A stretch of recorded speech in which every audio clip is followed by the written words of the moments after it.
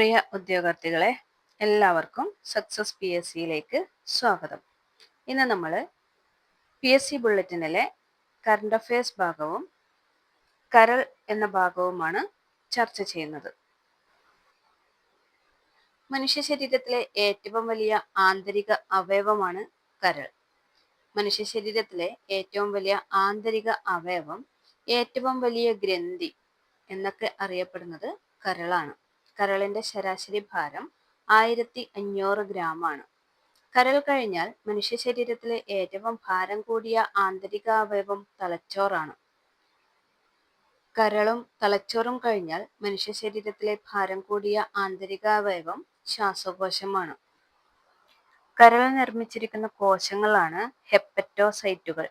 കരൾ നിർമ്മിച്ചിരിക്കുന്ന കോശങ്ങൾ അറിയപ്പെടുന്നത് ഹെപ്പറ്റോസൈറ്റുകൾ എന്നാണ്. കരളിനെ കുറിച്ചുള്ള പഠനമാണ് ഹെപ്പറ്റോളജി. ശരീരത്തിലെ ജൈവ രാസപ്രവർത്തനത്തിന്റെ മുഖ്യ കേന്ദ്രമാണ് കരൾ. കരളിനെ ആവരണം ചെയ്ത് കാണപ്പെടുന്ന സ്ഥലമാണ് വിസറൽ പെരിട്ടോണിയം. പുനരുജ്ജീവന ശേഷിയുള്ള ശരീരത്തിലെ അവയവമാണ് കരൾ. കരൾ നിർമ്മിച്ചിരിക്കുന്ന കോശങ്ങളാണ് ഹെപ്പറ്റോസൈറ്റുകൾ. കരളിനെ കുറിച്ചുള്ള പഠനമാണ് ഹെപ്പറ്റോളജി. ശരീരത്തിലെ ജൈവരാസപ്രവർത്തനത്തിന്റെ മുഖ്യ കേന്ദ്രമായ കരളിനെ ആവരണം ചെയ്ത് കാണപ്പെടുന്ന സ്ഥലമാണ് വിസറൽ പെരിട്ടോണിയം. ലോക കരൾ ദിനം ഏപ്രിൽ 19. മദ്യപാനം ബാധിക്കുന്ന ശരീരഭാഗമാണ് കരൾ. നമ്മുടെ ശരീരത്തിൽ അധികമുള്ള വിറ്റാമിൻ എ ശേഖരിക്കപ്പെടുന്ന അവയവം കരളാണ്. കൊഴുപ്പ് ശേഖരിക്കപ്പെടുന്ന ആന്തരിക അവയവവും കരളാണ്. കൊളസ്ട്രോൾ ഉൽപ്പാദിപ്പിക്കുന്ന അവയവം ഏതെന്ന് വെച്ചാൽ അതും കരളാണ്. ലോക കരൾ ദിനം ഏപ്രിൽ 19. മദ്യപാനം ബാധിക്കുന്ന ശരീരഭാഗമാണ് കരൾ. നമ്മുടെ ശരീരത്തിൽ അധികമുള്ള വിറ്റാമിൻ എ ശേഖരിക്കപ്പെടുന്നതും കൊഴുപ്പ് ശേഖരിക്കപ്പെടുന്നതും കരളിലാണ്. ശരീരത്തിൽ യൂറിയ ഉൽപ്പാദിപ്പിക്കുന്ന അവയവമാണ് കരൾ. ശരീരത്തിൽ താപം ഉൽപ്പാദിപ്പിക്കപ്പെടുന്ന അവയവവും കരളാണ്. ഹൃദയത്തിന്റെ പ്രവർത്തനത്തിന് ആവശ്യമായ നല്ല കൊളസ്ട്രോൾ ഉൽപ്പാദിപ്പിക്കുന്ന അവയവവും കരളാണ്. മനുഷ്യ ശരീരത്തിൽ ഏറ്റവും കൂടുതൽ രാസാഗ്നികൾ ഉൽപ്പാദിപ്പിക്കപ്പെടുന്ന അവയവം, മനുഷ്യ ശരീരത്തിലെ രാസപരീക്ഷണശാല എന്നറിയപ്പെടുന്ന അവയവം, മനുഷ്യ ശരീരത്തിലെ മാലിന്യ സംസ്കരണശാല എന്നറിയപ്പെടുന്ന അവയവം എന്നിവ കരളാണ്.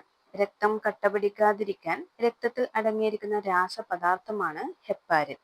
രക്തം കട്ടപിടിക്കാൻ സഹായിക്കുന്ന രക്തത്തിലെ അടങ്ങിയിരിക്കുന്ന പ്രോട്ടീനാണ് ഫൈബ്രിനോജൻ.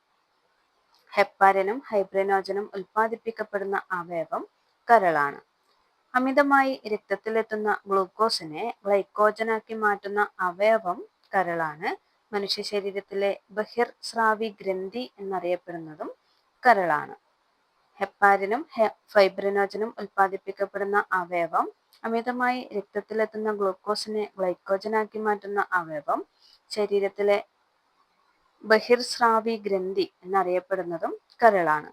കൊഴുപ്പിനെ ദഹിപ്പിക്കാൻ സഹായിക്കുന്ന പിത്തരസം ഉൽപ്പാദിപ്പിക്കുന്ന അവയവം അതും കരളാണ്. കരൾ ഉൽപ്പാദിപ്പിക്കുന്ന പിത്തരസം ശേഖരിക്കപ്പെടുന്നത് പിത്താശയത്തിലാണ്. പിത്തരസത്തിന്റെ നിറം മഞ്ഞ നിറം. പിത്തരസത്തിൽ കാണപ്പെടുന്ന വർണ്ണകങ്ങളാണ് ബിലിറുബിൻ, ബിലിവെർഡിൻ. പിത്തരസത്തിന് മഞ്ഞ നിറം നൽകുന്ന വർണ്ണകമാണ് ബിലിറുബിൻ.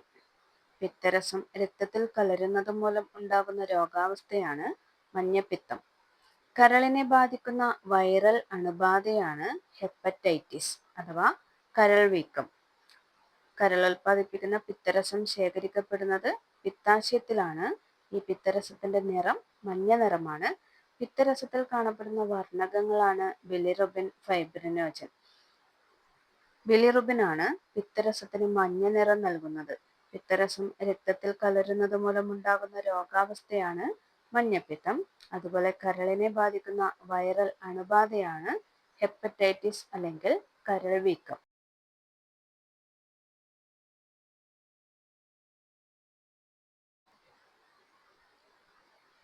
ഹെപ്പറ്റൈറ്റിസിൽ ഏറ്റവും ഗുരുതരമായത് ഹെപ്പറ്റൈറ്റിസ് ബി ആണ്.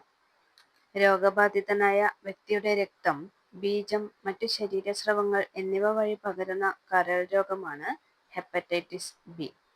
നിശബ്ദ പകർച്ചവ്യാധി എന്നറിയപ്പെടുന്ന കരൾ രോഗമാണ് ഹെപ്പറ്റൈറ്റിസ് ബി. മലിനജലം വഴിയോ ഭക്ഷണം വഴിയോ പകരുന്ന ഹെപ്പറ്റൈറ്റിസ് ആണ് ഹെപ്പറ്റൈറ്റിസ് എ, ഹെപ്പറ്റൈറ്റിസ് ഇ. മലിനജലം വഴിയോ ഭക്ഷണം വഴിയോ പകരുന്ന ഹെപ്പറ്റൈറ്റിസ് ആണ് ഹെപ്പറ്റൈറ്റിസ് എ, ഹെപ്പറ്റൈറ്റിസ് ഇ. കരൾ കോശങ്ങൾ നശിക്കുകയും പ്രവർത്തനരഹിതമാവുകയും ചെയ്യുന്ന രോഗമാണ് ലിവർ സിറോസിസ്. കരൾ കോശങ്ങൾ നശിക്കുകയും പ്രവർത്തനരഹിതമാവുകയും ചെയ്യുന്ന രോഗമാണ് ലിവർ സിറോസിസ് എന്നറിയപ്പെടുന്നത്. ഹെപ്പറ്റൈറ്റിസിൽ ഏറ്റവും ഗുരുതരമായത് ഹെപ്പറ്റൈറ്റിസ് ബി ആണ്. രോഗബാധിതനായ വ്യക്തിയുടെ രക്തം, ബീജം, മറ്റു ശരീരസ്രവങ്ങൾ എന്നിവ വഴി പകരുന്ന രോഗമാണ് ഹെപ്പറ്റൈറ്റിസ് ബി. നിശബ്ദ പകർച്ചവ്യാധി എന്നറിയപ്പെടുന്ന രോഗമാണിത്.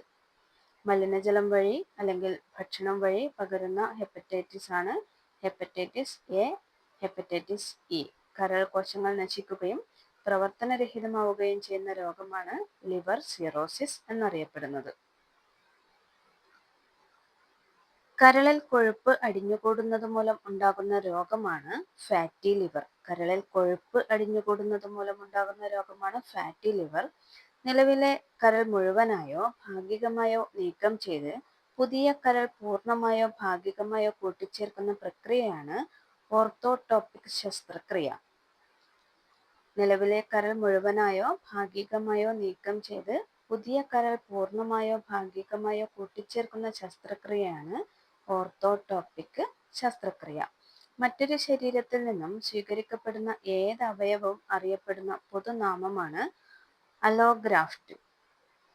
കരൾ മാറ്റിവയ്ക്കുന്നതിന് മുന്നോടിയായി നടത്തുന്ന ചികിത്സകൾ അറിയപ്പെടുന്നത് ബ്രിഡ്ജിംഗ് ടു ട്രാൻസ്പ്ലാന്റേഷൻ എന്നാണ്. Bridging to transplantation. മസ്തിഷ്ക മരണം സംഭവിച്ചവരിൽ നിന്നും അവയവങ്ങളോ കലകളോ സ്വീകരിക്കുന്ന ശസ്ത്രക്രിയയാണ് കഡാവർ ട്രാൻസ്പ്ലാന്റേഷൻ.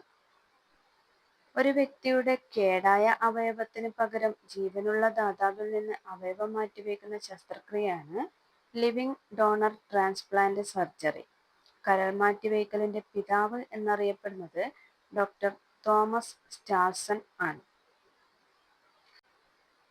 ലോകത്തിലെ ആദ്യത്തെ വിജയകരമായ കരൾ മാറ്റിവയ്ക്കൽ ശസ്ത്രക്രിയ നടന്നത് തോമസ് സ്റ്റാർസന്റെ നേതൃത്വത്തിലാണ്. ലോകത്തിലെ ആദ്യത്തെ വിജയകരമായ കരൾ മാറ്റിവയ്ക്കൽ ശസ്ത്രക്രിയ അഥവാ കഡാറൽ ട്രാൻസ്പ്ലാന്റേഷൻ നടത്തിയത് തോമസ് സ്റ്റാർസൺ ആണ്. ലോകത്തിലെ ആദ്യത്തെ വിജയകരമായ ലിവിങ് ഡോണർ ട്രാൻസ്പ്ലാന്റ് നടന്ന വർഷം 1989 ജൂലൈയിലാണ്. കേരളത്തിൽ ആദ്യമായി കരൾ മാറ്റിവയ്ക്കൽ ശസ്ത്രക്രിയ നടന്നത് 2004 കേരളത്തിലെ ആദ്യത്തെ വിജയകരമായ ലിവിങ് ഡോണർ ട്രാൻസ്പ്ലാന്റ് നടന്നത് 1922 ഫെബ്രുവരിയിൽ ഗവൺമെന്റ് മെഡിക്കൽ കോളേജ് കോട്ടയത്ത് ആണ്.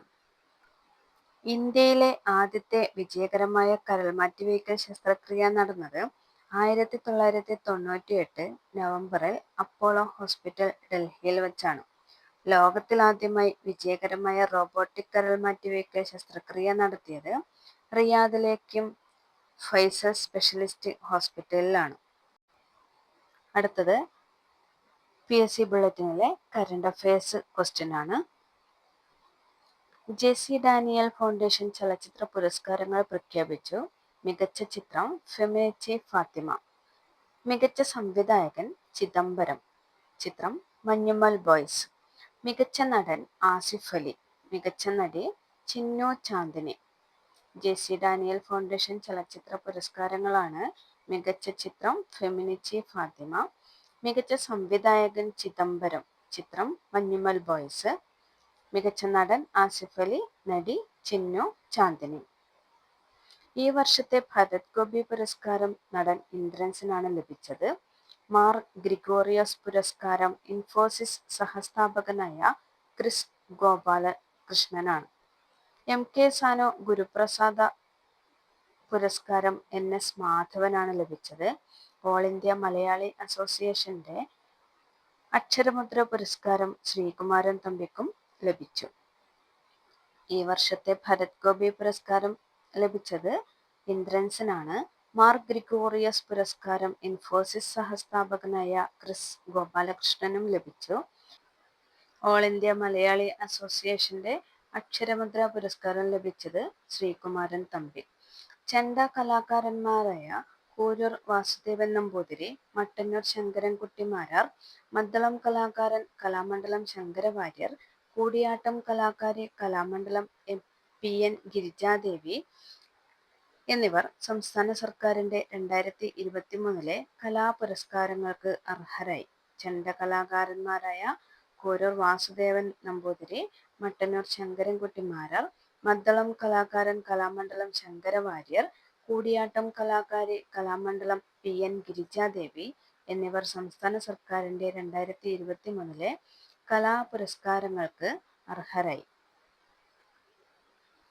ISO സർട്ടിഫിക്കേഷൻ ലഭിച്ച ഇന്ത്യയിലെ ആദ്യ പോലീസ് സ്റ്റേഷനാണ് ആലപ്പുഴ ജില്ലയിലെ Arthunkal police station. ISO certification ലഭിച്ച ഇന്ത്യയിലെ ആദ്യ പോലീസ് സ്റ്റേഷനാണ് ആലപ്പുഴ ജില്ലയിലെ ആർത്തുങ്കൽ പോലീസ് സ്റ്റേഷൻ. മനുഷ്യനും ആനയും തമ്മിലുള്ള സംഘർഷം ലഘൂകരിക്കുന്നതിനായി ഗജമിത്ര പദ്ധതി ആവിഷ്കരിച്ച സംസ്ഥാനമാണ് അസം.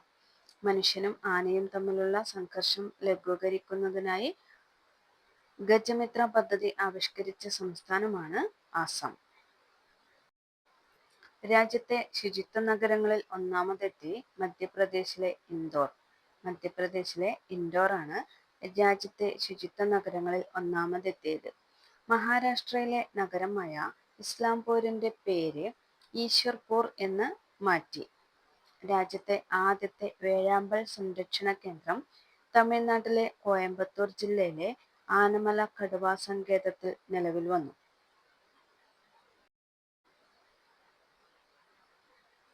ആഴക്കടൽ ഡൈവിങ്ങിനും രക്ഷാപ്രവർത്തനത്തിനും ഉപകരിക്കുന്ന ആദ്യ തദ്ദേശീയ നിർമ്മിത യുദ്ധക്കപ്പലാണ് INS നിസ്കാർ. ആഴക്കടൽ ഡൈവിങ്ങിനും രക്ഷാപ്രവർത്തനത്തിനും ഉപകരിക്കുന്ന ആദ്യ തദ്ദേശീയ നിർമ്മിത യുദ്ധക്കപ്പലാണ് INS നിസ്കാർ. അരുണാചൽ പ്രദേശിലെ നന്ദഫ നാഷണൽ പാർക്കിൽ നിന്ന് നീല അസ്ഥികളും പച്ച രക്തവുമുള്ള പട്കായ് പച്ചമരത്തവളകളെ കണ്ടെത്തി. അരുണാചൽ പ്രദേശിലെ നന്ദഫ നാഷണൽ പാർക്കിൽ നിന്ന് നീല അസ്ഥികളും പച്ച രക്തവുമുള്ള പട്കായ് പച്ചമരത്തവളയെ കണ്ടെത്തി. കർണാടകയിലെ ശിവമോഗയിൽ ഇന്ത്യയിലെ ഏറ്റവും നീളം കൂടിയ രണ്ടാമത്തെ കേബിൾ സ്റ്റേഡ് പാലമായ സിഗന്ദൂർ പാലം ഉദ്ഘാടനം ചെയ്തു. സിഗന്ദൂർ പാലത്തിന്റെ നീളം 2.44 കിലോമീറ്ററാണ്. കർണാടകയിലെ ശിവമോഗയിലാണ് സിഗന്ദൂർ പാലം സ്ഥിതി ചെയ്യുന്നത്. ഇന്ത്യയുടെ ദിവ്യ ദേശ്മുഖ് വനിതാ ചെസ് ലോകകപ്പ് ചാമ്പ്യൻ. ജോർജിയയിലെ ബാത്തുമയിൽ നടന്ന മത്സരത്തിന്റെ ഫൈനലിൽ ഇന്ത്യയുടെ തന്നെ കൊനേരു ഹംപിയെ ടൈ ബ്രേക്കറിൽ കീഴടക്കി ചെസ് ലോകകപ്പ് നേടുന്ന ആദ്യ ഇന്ത്യൻ വനിതയാണ്. മുൻ മുഖ്യമന്ത്രി VS അച്യുതാനന്ദൻ അന്തരിച്ചു. അന്ത്യം 102-ാം വയസ്സിൽ. 2006 മുതൽ 2011 വരെ കേരള മുഖ്യമന്ത്രിയായിരുന്നു. പ്രമുഖ തെന്നിന്ത്യൻ നടി B. സരോജാദേവി അന്തരിച്ചു.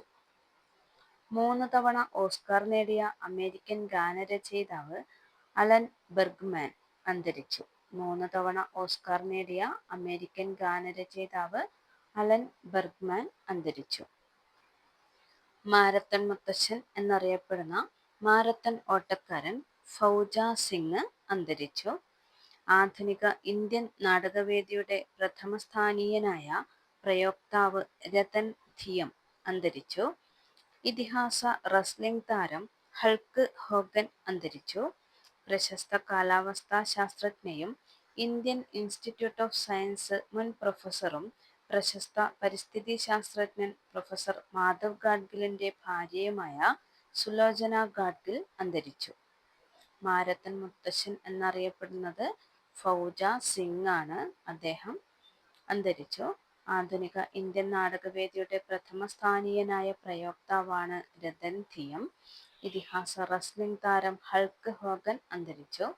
പ്രശസ്ത കാലാവസ്ഥാ ശാസ്ത്രജ്ഞയും ഇന്ത്യൻ ഇൻസ്റ്റിറ്റ്യൂട്ട് ഓഫ് സയൻസ് മുൻ പ്രൊഫസറും പ്രശസ്ത പരിസ്ഥിതി ശാസ്ത്രജ്ഞൻ പ്രൊഫസർ മാധവ് ഗാഡ്ഗിലിന്റെ ഭാര്യയുമായ സുലോചന ഗാഡ്ഗിൽ അന്തരിച്ചു. ക്ലബ്ബ് ഫുട്ബോൾ ലോകകപ്പ് കിരീടം ഇംഗ്ലീഷ് പ്രീമിയർ ലീഗ് ടീം ചെൽസിക്ക്. ഫൈനലിൽ ഫ്രഞ്ച് ടീമായ PSG-യെ 3-0 കീഴടക്കി. അന്താരാഷ്ട്ര ക്രിക്കറ്റ് കൗൺസിലിന്റെ ടെസ്റ്റ് ബൗളിംഗ് റാങ്കിങ്ങിൽ ഇന്ത്യൻ താരം ജസ്പ്രീത് ബുംറ ഒന്നാമത്. ക്ലബ്ബ് ഫുട്ബോൾ ലോകകപ്പ് കിരീടം ഇംഗ്ലീഷ് പ്രീമിയർ ലീഗ് ടീം ചെൽസിക്കാണ് ലഭിച്ചത്. ഫൈനലിൽ ഫ്രഞ്ച് ടീമായ PSG-യെ 3-0 കീഴടക്കി. അന്താരാഷ്ട്ര ക്രിക്കറ്റ് കൗൺസിലിന്റെ ടെസ്റ്റ് ബൗളിംഗ് റാങ്കിങ്ങിൽ ഇന്ത്യൻ താരം ജസ്പ്രീത് ബുംറ ഒന്നാമത്. Thank you for watching my channel. എല്ലാവരും അഭിപ്രായം കമന്റ് ബോക്സിൽ രേഖപ്പെടുത്തണേ.